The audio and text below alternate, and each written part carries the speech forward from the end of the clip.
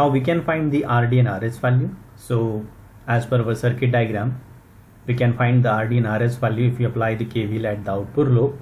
So with that equation, we can find out the relationship between the RD and RS. So if we take an collective resistance of RD and RS at the outer branch, so it will come across 3.5 kilo ohm.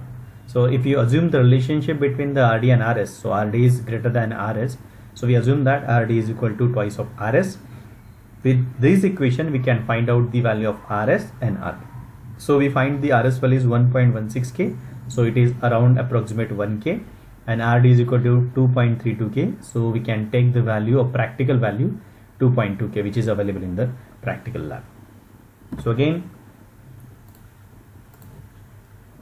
we find the VGS, VS and VG value.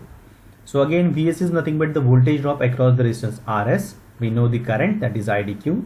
We again know the RS value. Now we are already obtained the RS value in the last slide. So RS into IDQ is nothing but your VS value. Now if we got the VS value, we can also obtain the VGS value.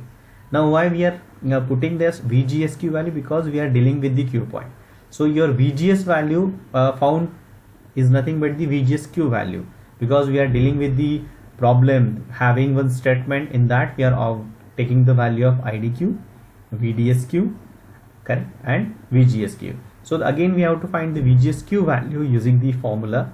So we can again take the formula of current equation, that is ID is equal to K into VGSQ minus VTH whole square. So from this formula we can find out the value of VGSQ, which is come across 2.228 volt. Now if we put this value into the equation of VGS, so we can obtain the VG value. So this is the equation for VGS. So VG is equal to VGS plus VS.